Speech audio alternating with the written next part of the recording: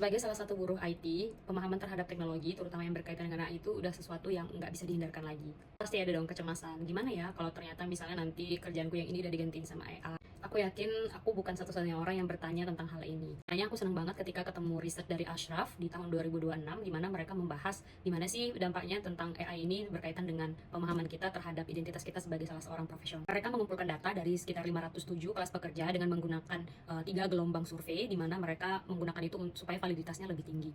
Hasil penelitiannya itu menunjukkan bagaimana kehilangan otonomi dan kemampuan untuk melakukan sesuatu itu karena kehadiran AI itu tuh bisa membuat mereka menjadi cenderung untuk lebih banyak menghabiskan waktu untuk cyberloving.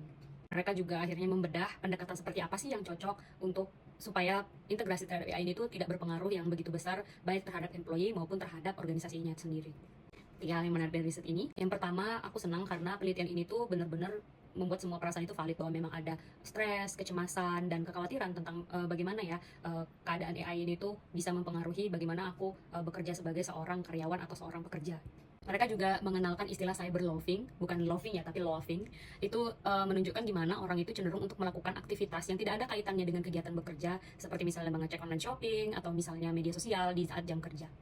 Nah, dari sini juga bisa dilihat bahwa cyber loving itu adalah sebuah defense mechanism atau mekanisme defensif di mana mereka merasa tidak nyaman dengan perubahan ini. Yang ketiga, mereka memberikan solusi dan rekomendasi yang bisa dilakukan supaya integrasi ini berjalan lebih lancar dan tidak merugikan siapapun. Ya, ataupun kalaupun misalnya itu sangat meminimalisir kerugian. Tapi balik lagi, walaupun sudah berusaha untuk meningkatkan validitasnya, karena ini sifatnya survei, jadi pasti ada bias di situ karena memang diisi oleh orangnya sendiri. Lalu di sini dia menyebutkan aspek-aspek disengagement itu hanya menggunakan dari rasa tidak aman akibat AI ini, padahal bisa saja berkaitan dengan keadaan psikologis oleh orang itu sendiri. Lalu yang terakhir, bahwa pengumpulan data ini kan saat di fase awal ketika orang mulai aware dengan penggunaan AI gitu. Nah, itu bisa jadi suatu hari nanti berubah, semakin kenal dia mungkin ada perubahan yang bisa dirasakan sehingga datanya itu juga bisa berubah seiring waktu. Pertanyaan pertama yang muncul adalah pastinya who are we without the job gitu. Karena mau nggak mau memang cara kita membangun identitas itu terutama di dunia profesional itu pasti ada kaitannya dengan pekerjaan kita. Nah, ketika itu sudah mulai terancam dengan perubahan teknologi dan dengan adanya solusi banyak hal lain ini, kita akan selalu dipaksa untuk meredefinisi kembali sebenarnya kita itu siapa sih beyond just our job.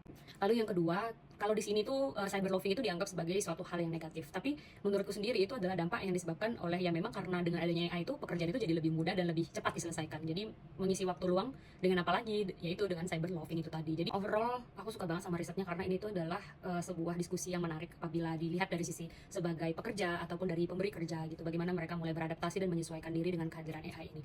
Aku sendiri sih merasa bahwa perubahan itu nggak pernah mudah, tapi pasti ada cara gimana kita supaya itu tidak membuatnya itu jadi sebuah masalah lagi di dalam society ini gitu. Gitu dulu dari Bajur Bayu. Baca jurnal bareng yuk.